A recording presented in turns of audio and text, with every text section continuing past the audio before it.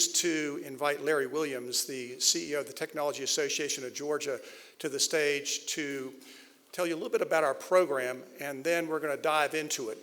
We know we're going to have some questions and answers, so I will say, too, that we have 2 mics that are here, and so as we move forward at the program and we call for the Q&A, please go ahead and line up. I know we'll have some good questions. I'll turn it over to Larry.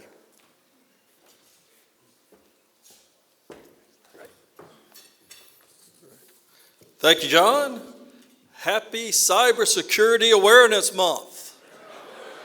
I'm sure you've got your month packed with great cybersecurity. I'm delighted to be here, and we have a powerhouse panel, and I just want to provide some context about really why Georgia leads in cybersecurity. Where we are. First, we have been involved in cybersecurity in Georgia since the very beginning. In the days of mainframes, network, internet security, Georgia was really already thinking about what the future looked like. A lot of this was driven by partnerships with Georgia Tech and the Department of Defense. And the way I look at it is, in Georgia, we help to build every layer of the onion when it comes to cybersecurity. So we know what it's about. So right now, the ranking says we're number 7 state for cybersecurity. I think we're higher, but we'll go with that one for today.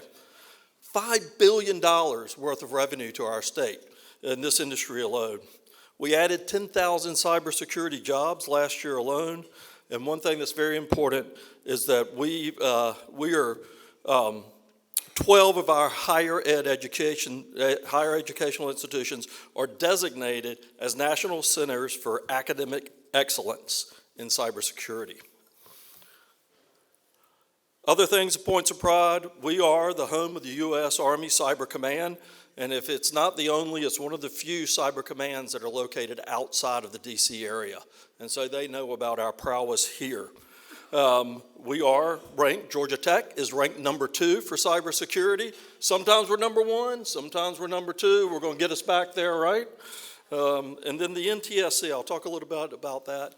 The National Technology Security Coalition is the preeminent voice for the private sector cybersecurity professionals to the federal government, guiding policies.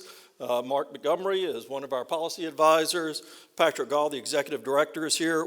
TAG founded that 9 years ago, and now we have staff and principals in Congress reaching out to us for our expertise. It's a phenomenal group. And then also another point of pride is Georgia Cyber Center. It's a $100 million investment, and that's the largest single investment by any state in the nation. So something else for us to be proud of. So what's going to keep us here? Just in summary, Georgia is the past, the present, and the future of cybersecurity. We have a great approach to collaboration, really activating a public and private partnership to help us fight the bad guys and keep us at the front and keep us safe and secure. And then also meeting the demand for tomorrow's cybersecurity talent, and we're meeting it today, and we're doing great things. And then also leading private sector advocacy at the federal policy. All of this is happening right here in Georgia, something for us to all be proud of. And with that, I have the privilege of introducing my friend Yum Arnold, who's going to moderate the panel today. Yum is the founder and CEO of Leapfrog Services, a technical services provider, and she manages infrastructure, applications, security, compliance. She has been a pioneer in technology in Georgia. She is a great leader, and if you don't know her for her leadership in security and in technology, you've probably seen her around because she is now serving as the chair of the Atlanta Federal Reserve Board. She is the chair to Achieve Atlanta, and on the boards of TAG, Spelman College, and governing board for the Woodruff Art Center, as well as the Atlanta Committee for Progress. Please join me in welcoming Yum Arnold and the panel.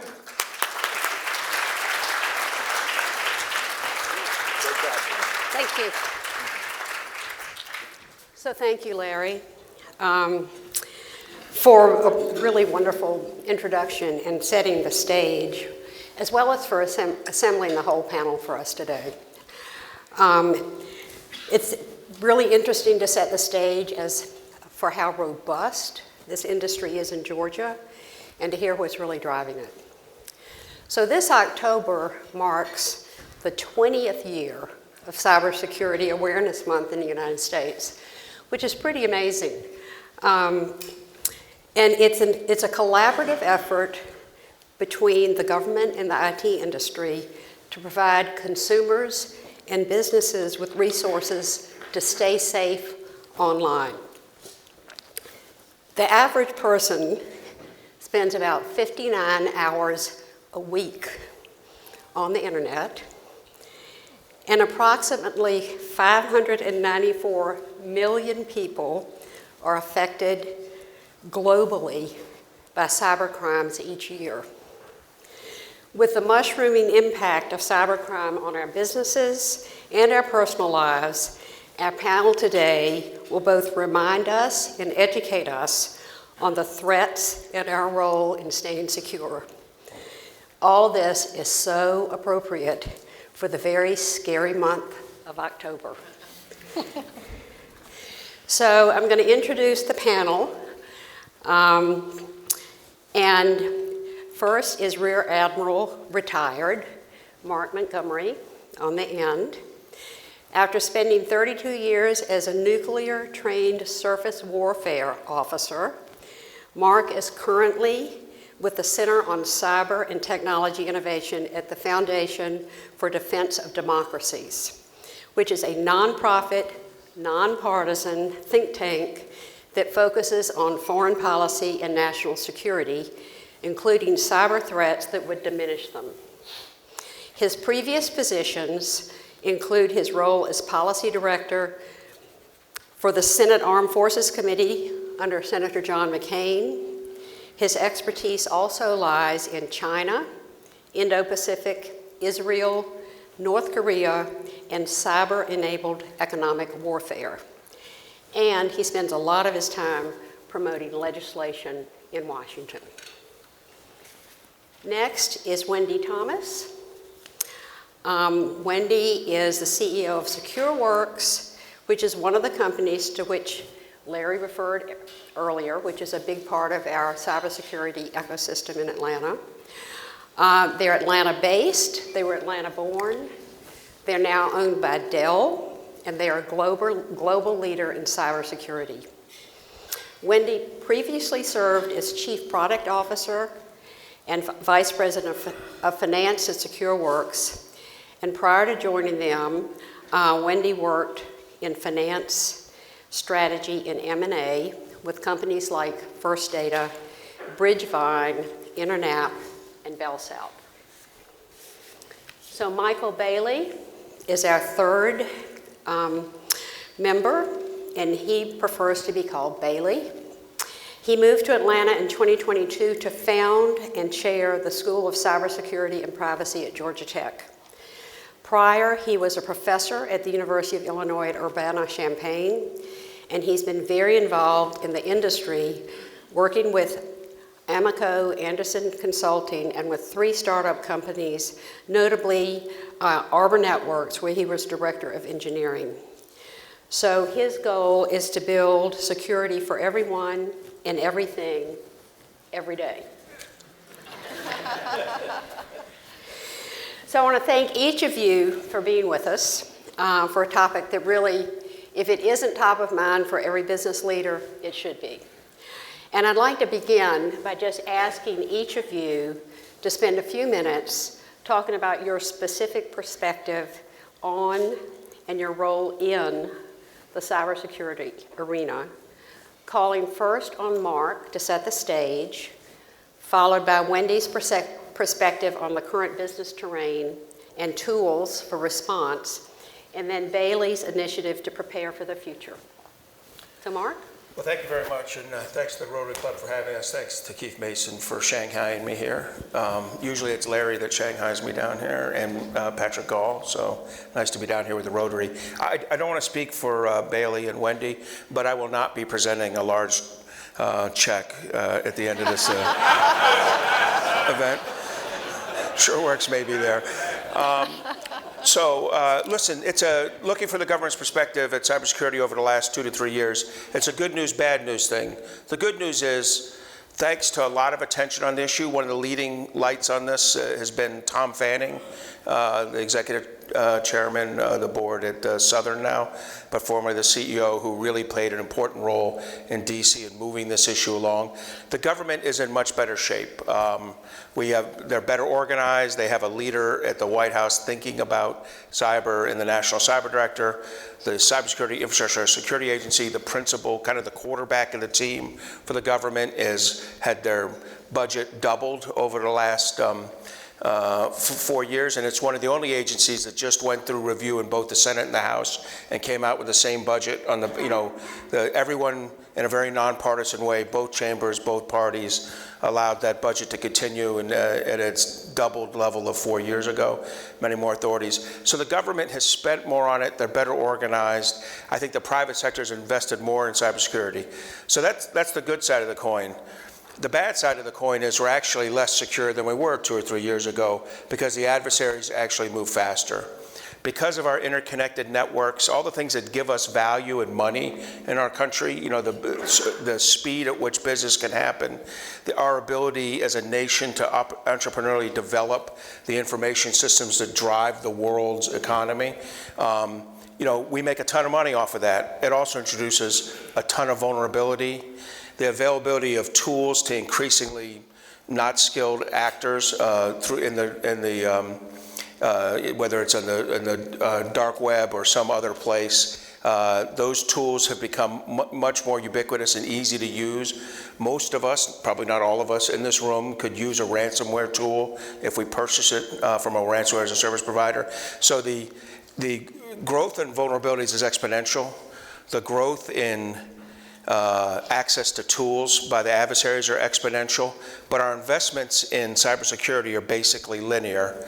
Now, I am a nuclear engineer, but I don't think you need to be a nuclear engineer to know that if your 2 risk drivers are exponential and your 1 risk mitigator is linear, you're in for a world of hurt, right? And so we've got to get at that. So I think we are less secure. If I could give you 2 other thoughts on that. The first is that weirdly, one of the things we're seeing a lot of right now, ransomware, I think is long-term got a silver lining to it, which is that ransomware has forced everyone 20 years ago, the only companies that really cared about cybersecurity were banks, because they were getting robbed. Over the last 5 years, ransomware has demonstrated that data can be monetized. So your business operations, your field operations, the personal identification information you have on your customers, or even the nasty emails between you and your general counsel, those are all things that can be monetized against you. And as a result, you're subject to ransomware. That ransomware is causing you to invest in cybersecurity, which is actually raising the boat for everybody across cybersecurity. So I'd say that's one good thing. The other is we're starting to see a lot more investment in research and development.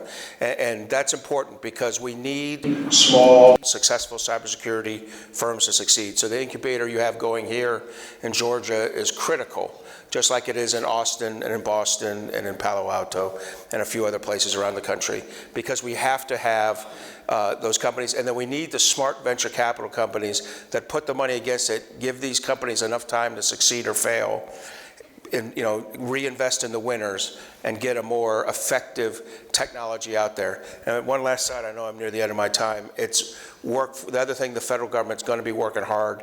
We've got some legislation written that I'm hoping we'll be able to push through. It's the workforce. It is absolutely, we are missing workforce across all levels, entry level, mid-grade, and at the kind of higher PhD, master's level, people who think and develop the systems. We absolutely need to invest. There's a long-term issue of getting our STEM right in middle school and high school. I think we're going to move on to that in some Okay. follow-up questions. I'll come back to that one later. But then, Yeah. So to me, overall, good news, bad news, but the bad news outweighs the good news. Well, with an intro like that, Yeah, Wendy? that's why So what we've are been you in doing? security What are for you doing? 23 years. Look, so I think you can look at the stats. So just year to date this year, the average cost of a breach, $9.5 million. That's to recover, revenue lost. It's about half that outside of the US. So a meaningful amount But the question is, well, is that going to happen to me, right? And how much do I need to think about investing to prevent that? Here's the really good news. There's 3 things I'll leave you with today if you go back and think about where and how you want to protect your business. The cybercrime is clearly a business issue. We can talk about nation states and sophisticated activities by China and others, but for this room, the vast majority of you are going to be impacted by simple cybercrime, ransomware being one of the most prevalent, caused by business email compromise, fancy term for someone got someone on your team to click, and therefore some part of your ability to operate your organization is compromised. And they want you to pay money, an amount that is specially set so that the cost of that is just below the cost to wait it out and see how long it will take you to fix it. So if they're sophisticated, it's really in math.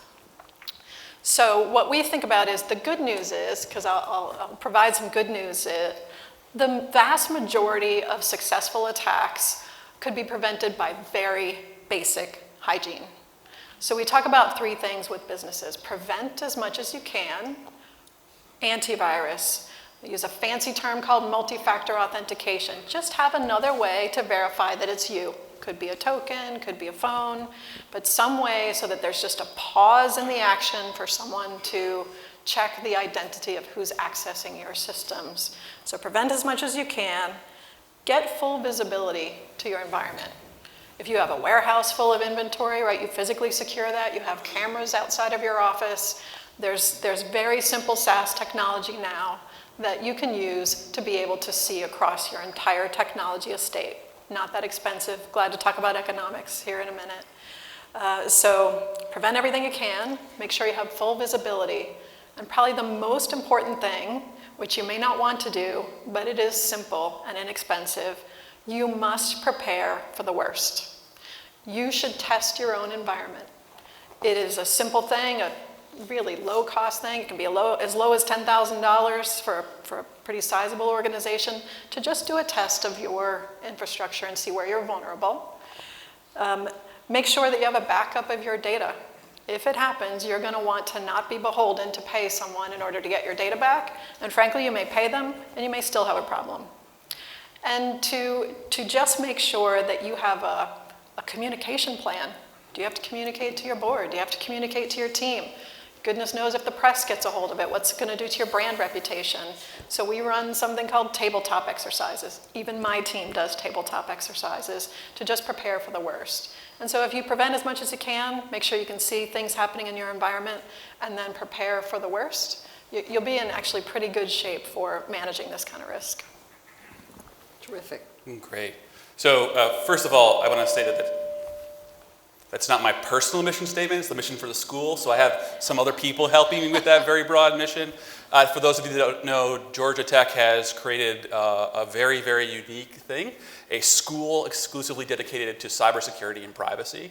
So to give you a sense of what that means in academic parlance, I sit at the same table as physics, chemistry, and biology, right? Georgia Tech has said this particular problem is not going away for 100 years. So we have some amazing investment from the university in the state of Georgia in that, so I have some folks helping me out with that. I was supposed to talk a little bit about futures, and I will say, unfortunately, I do not have a crystal ball. If I could tell the future, I'd be in a much better position to write one of those large checks at the end. But I do have some thoughts about where we're looking at and what we do.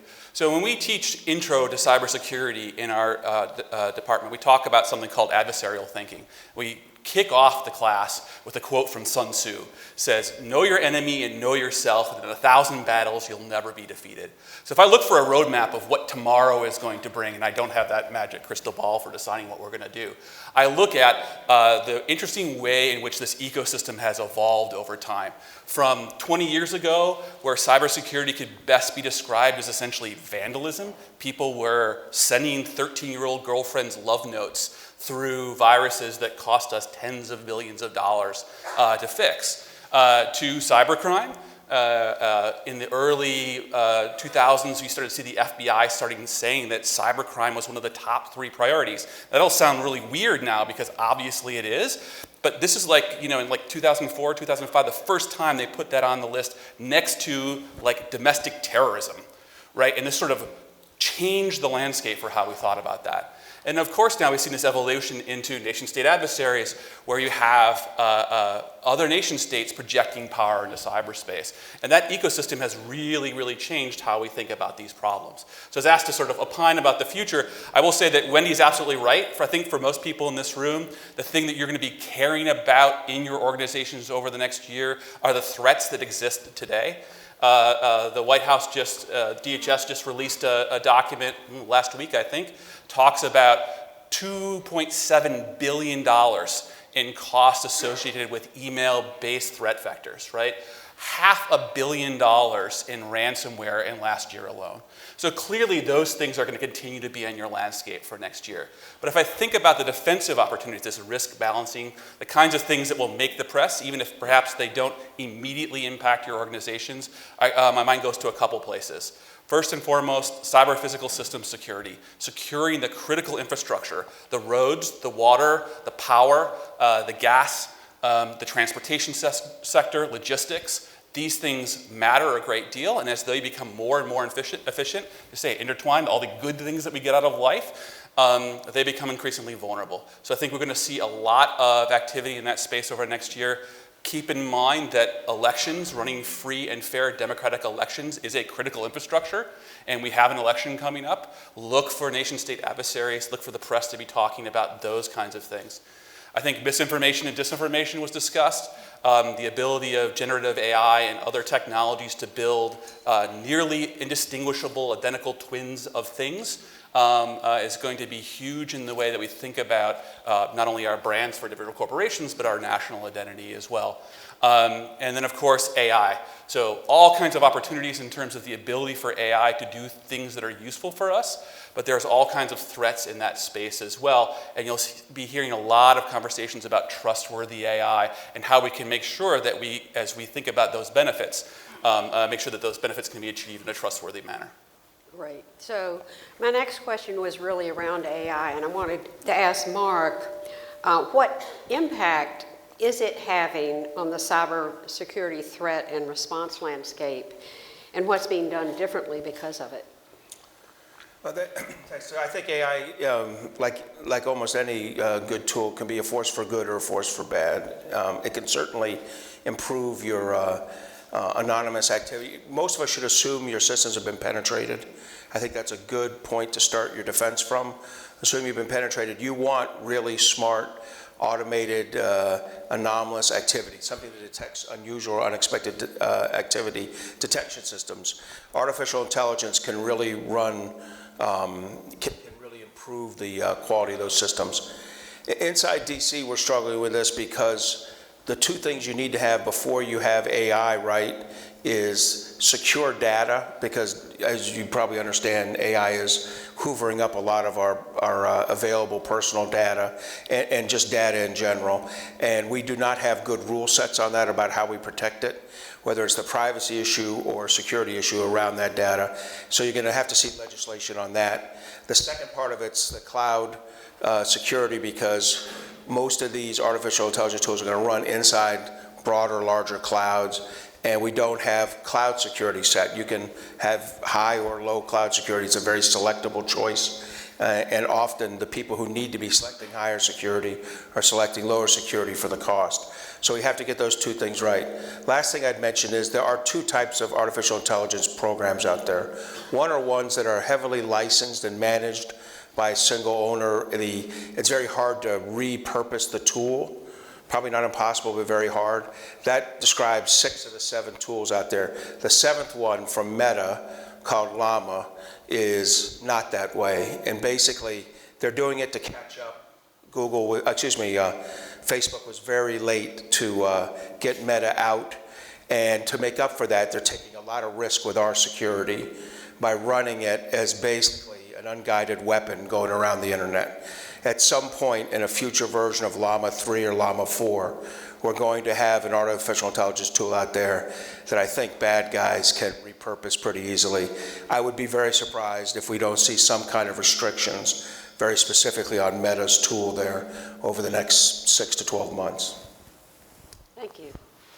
So Wendy, I'd like to turn to you next and ask, how do I determine my risk profile, and what kind of investment should I be making relative to my risk?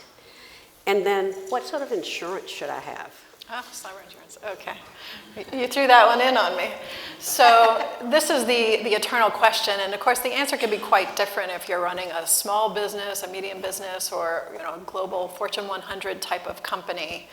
But there are a few rules of thumb that we can think about and a way to structure sort of a return on investment analysis as a business.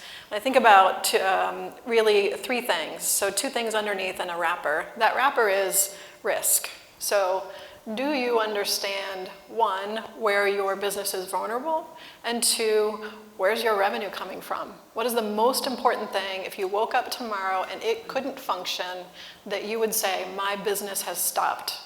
Is it the ability to ship? Is it the ability to manufacture? Is it the ability to schedule your team because you've got a massive global workforce? So figuring out where the areas are that impact your ability to operate for your customers is really the simplest answer. There are sophisticated frameworks out there, NIST frameworks and others, where you can do that in a formal roadmapped kind of way. But if you're a smaller organization, just think about what would be bad if you woke up tomorrow and someone called you and said, X cannot work. It's been encrypted or we've been ransomwared. So understanding that risk and then deciding as a business how much risk you're willing to tolerate. Think of it as a deductible on your insurance, right? So how much of that you're willing to self-insure, risk you're willing to take relative to your investment. So then you turn to, okay, how do I think about my investment? And I think about that in twofold. One in people and one in technology. And it is possible in the technology front, just like you buy a treadmill, I'm sorry you're not going to lose weight. You buy an accounting system, I'm sorry it's not going to close your books. So technology can't be done alone. Yeah, sorry, Richard. If you need accounting help, he'll help you out. And so that technology investment needs to, again, provide that basic prevention and that full visibility into your environment. These days, that is called XDR, Extensible Detection and Response. So you've got this ability to operate across you're in Azure, you're in AWS cloud, you've got an on-prem data center, you've got 3 different antiviruses on your endpoints. That technology can look across all of it because it leverages the power of AI to bring in that data, normalize it, and then run detections of anomalous and malicious activity. That's the power of AI in these XDR type platforms. And so you want to invest in that prevention and that basic visibility from a technology front. But the fact is, your biggest risk is your people. Because it only takes one person, one moment of weakness, for the adversary who's just going down the street looking for, there's no porch light on, there's an unlocked door, there's an open window, there's mail piled up. They're using cheap tools on the internet. You and I could go out there today and go scan the internet for vulnerabilities and then go buy on a nice marketplace a piece of malware to deploy. Because unfortunately our software manufacturers manufacture those vulnerabilities every single day. So you're not in control of that. So your people, basic training, it's not expensive. How do you figure out if an email is bad? So when we think about return on investment or investment levels, it's people in tech. Now I'll give you a few rules of thumb. And it depends on the organization, so it's always dangerous to do per employee counts. But we see a range of about $100 to $2,600 per employee per year, again, depending on the assets you have and how much you want to invest in cybersecurity. If you think about an IT budget rule of thumb, we mostly see 4 to 6% of that IT budget on security, excluding people, just the technology, but sometimes as much as 15%. So there are rules of thumb that you can get out there that let you say, for my industry, for what I'm doing, this is a reasonable amount of investment that you can work your way into over time, again, depending on the complexity of your network. Yeah, can I add one thing Sure. to what Wendy said on risk? First of all, I agree with everything she said, and I'd say for you all as C-suite leaders, this risk is really coming on you. If you're at that 4 to 6% cybersecurity of your IT budget instead of 12 to 15%, the SEC has just passed some rulings that are going to impact you. They are bringing responsibility for cybersecurity to the boards and to the C-suites. They didn't go the full measure we asked for, which was demand a cybersecurity person on every publicly traded board, but they did transfer a lot of the responsibility from the CISO to the C-suite, to you. And so I would really be watching that risk carefully. Thank you. So, Bailey, I want to ask this is all about the manpower. And I know at our company, 8 to 10 of the new candidates we get want a cybersecurity career. But it's very difficult to find trained candidates. And so how can business bridge this gap? And what are the logical career paths for someone who wants to get into that? But the first part of that's the most important, I think, for this. Yeah, so let me underline that a little bit. There is 600,000 unfilled cybersecurity jobs right now. 2 years ago at RSA, the CEO of Cisco said we could double the number of cybersecurity professionals and still not have enough people to do the job. Cybersecurity professionals, that career, if you look at labor statistics, is growing at 35%. That's more than 10 times the job rate growth in the US economy, 3 times the job rate growth in computers in general. Computer people already make 50% more money than the average median salary, but cybersecurity is another 20% premium on top of what you're normally paying computer people. So this is a real pressing need. It's a very, very big deal. I think, one of the things that we have to support or think about is that education is changing. A lot of folks, in order to help fill that gap, are taking lots of non-traditional career paths. So you see folks that have, for example, spent 30 years in a related or IT domain coming back to a place like Georgia Tech or Kennesaw or the other great places here in Georgia, trying to get retrained and find new ways of making themselves relevant to solve those kinds of needs, given those needs. At Georgia Tech, we have an online program in cybersecurity and privacy. The master's program has 1,100 people in it. 1,000 of them are online students, and if you talk to them, they're all these sort of interesting career paths where they're thinking about new ways to get back doing the technical business of cybersecurity and privacy. Very good. So just for anyone who wants to answer this, how do you weigh the relative risk of insider versus outsider cyber attacks? And how do we thwart the inside ones? I can talk a little bit about that, because even as a cybersecurity company, we think about being compromised from within and how important that is to our brand. But the reality is, what we see on the insider side is that the malicious intent of that is relatively small, so single-digit percentages, but they can be quite damaging because they are inside the organization. And the best advice I can give you on that front is to be vigilant around times of inflection in your business.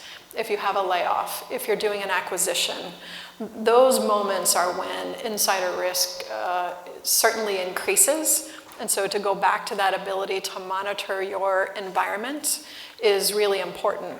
But there are also tools you can put in place and procedures and policies you can put in place to prevent the extraction of your valuable data, intellectual property, customer names, sensitive financial data, through something called data leakage prevention. We don't allow anyone to put a USB port into our laptops. We don't allow anyone to access their banking or Facebook or other things like that on their business laptops.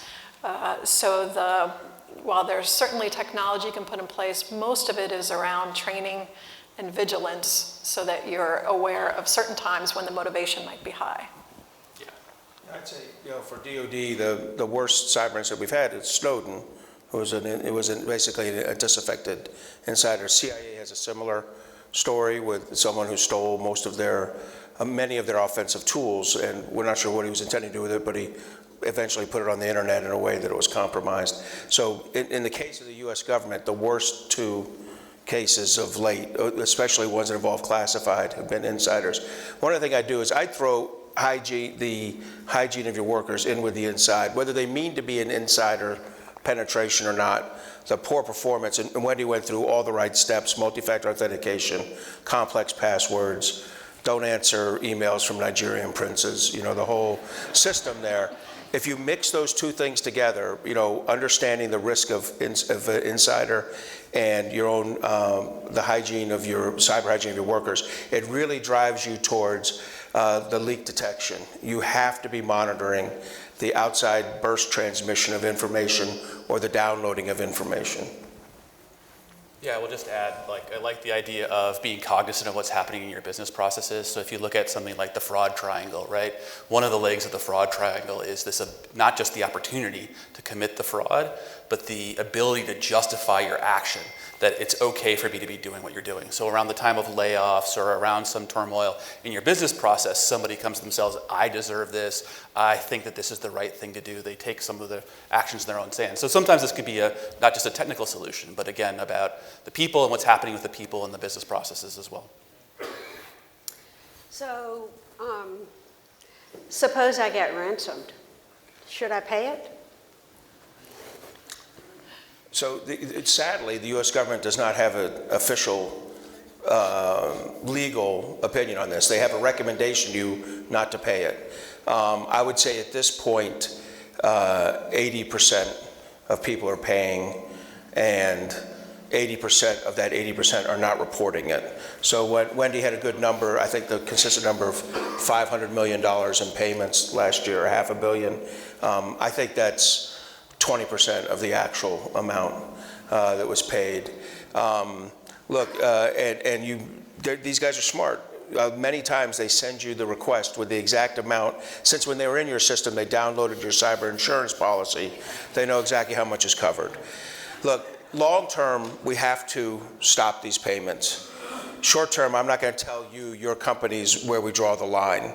I think where we're going to see the line drawn is at county and state level, where much more often they don't have the money, B, are self-insured for this, so they're not really insured, and C, they have a principle, that they could be told by their governing group to not pay insurance. I think that's probably where it starts, but this is going to be a very hard process for us, and we need much better support from the government in terms of clawback and other things if we're going to say stop making payments.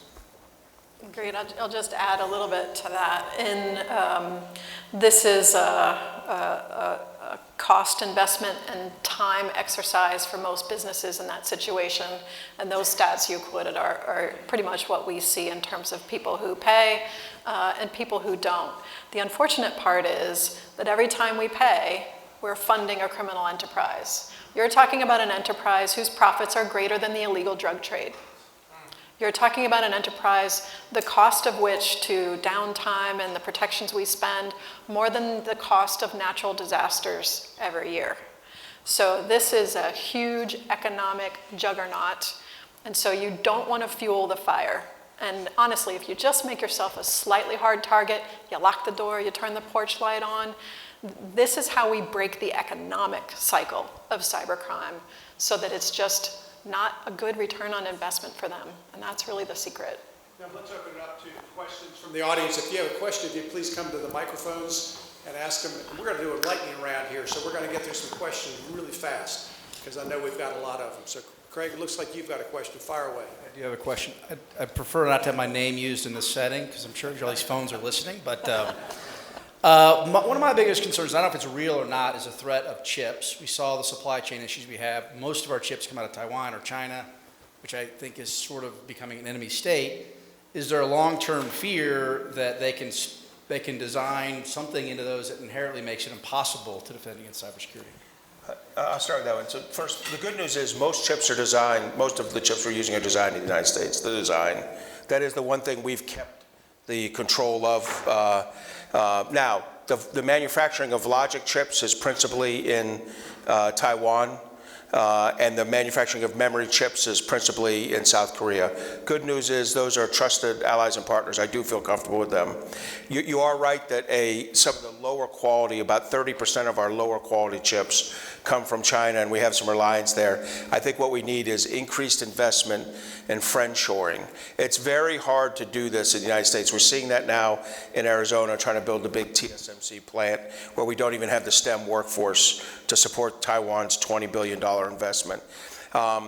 So what I would say is I think we're okay if we continue to design the chips ourselves, which we do, and rely on trusted allies and partners like Taiwan and Korea. To the degree that we have Chinese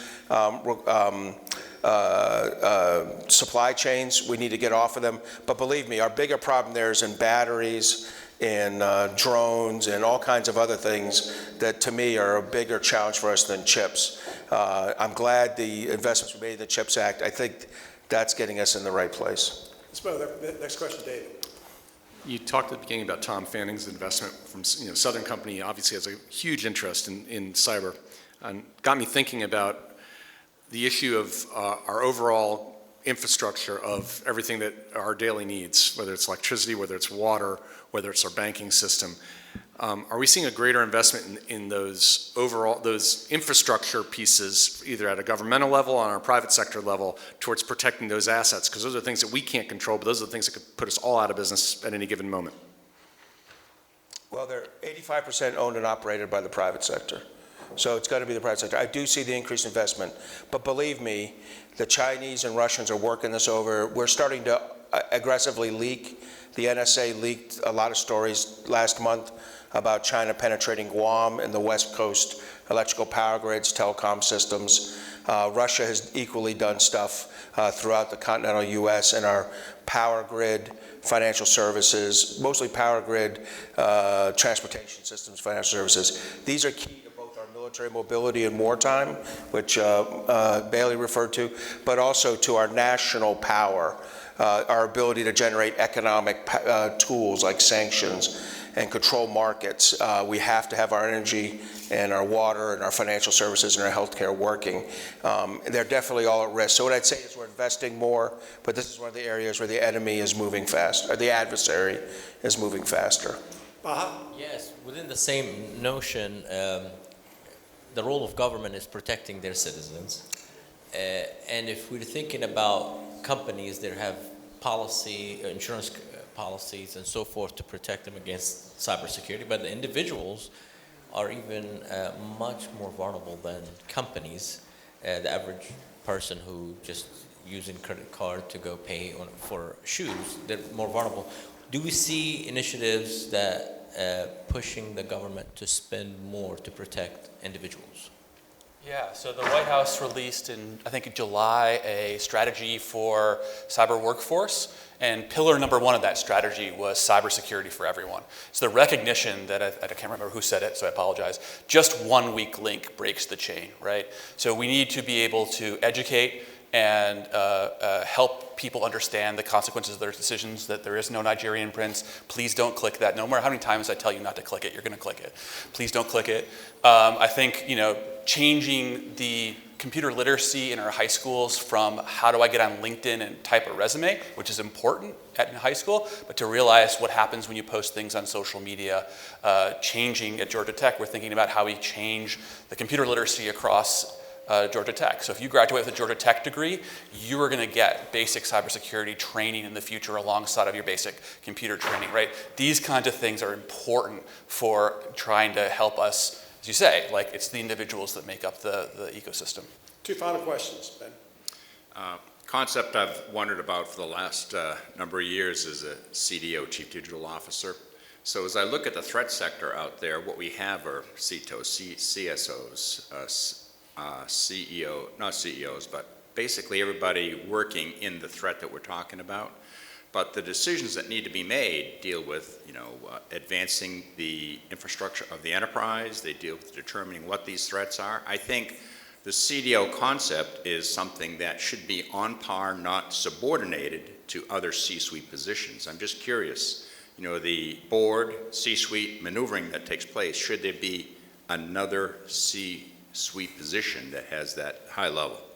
What you describe is exactly what we see is the emergence of this CDO. So it used to be that the CISO reported the CIO, then the Chief Information Security Officer, CISO reported to the CEO, and now it's a more comprehensive role so that security is not a bolt-on or a compliance after activity, but really an integral part of your digital strategy as a business. And that's definitely the trend we see, and I think that's a good thing because it is a business issue, not a technology issue. Final question. Yes, thank you. Thank you, Admiral, for your service, first of all. But I have a question. To me, we are at war, basically, cyber war. We've got our external enemies. We've got China, we've got Russia, we've got others. But we also have internal, more and more. It used to be years ago, it was just hackers, doing their thing. Well, now it's a severe threat. And as far as I'm concerned, it's a threat to this country. And my question is this: with that type of insurrection, that type of treason, essentially, against our country, will Washington ratchet up the processing, the convictions, the penalties for these people of exerting this control over us? Is it time to view it as treason? So you mean the disinformation or cyber criminal activity? Cyber, Okay. anything related, just like ransomware. Yeah, so what I would tell you is you're absolutely right that the conviction rate for cyber criminal behavior is insanely low. I mean, it's in the 2% range, and the people who are successfully investigated is about 4%, and then with a 2% conviction. These are not unlike, this is no other crime that has such a significant impact is like this. And the truth is the vast, vast, vast majority of police departments do not have effective cyber criminal teams, and the FBI is spread way too, they could probably handle one major city, and that's it. So you're asking, are we going to invest in this? The answer is eventually, but the reason it's not happening now is no other part of crime went away for this, right? In other words, often when you have an evolution, something stops and something starts. This is, it grew out of this interconnectivity. Nothing really went away. People are still robbing Amazon trucks as much as they hit you in your electronic, rob your Amazon software. So unfortunately, I think this is a hard one for us because the resources don't naturally come there. But over time, I think this will happen. It would help if the government had an opinion on some of these things, such as ransomware, which it doesn't, and I agree with Wendy, it should. But, so the short answer is we're in a lot of trouble for a while. The long answer is eventually we'll all be paying slightly higher taxes to have better cyber criminal groups defending us. So on that happy note, we want to thank the panel. Outstanding job. Let's give them a hand.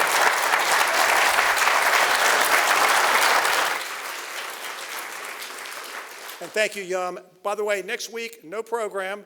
It's this Indigenous Peoples Day, formerly Columbus Day. October 16th program, we have Jason Kelly, who is the New York reporter for Bloomberg, used to be from Atlanta, fantastic speaker, along with Steve Koonin from the Hawks, talking about Atlanta, a power player at the intersection of business, sports, and culture. October 23rd, Rich Stinson, CEO of Southwire, one of our country's largest corporations. Thank you. Have a wonderful afternoon.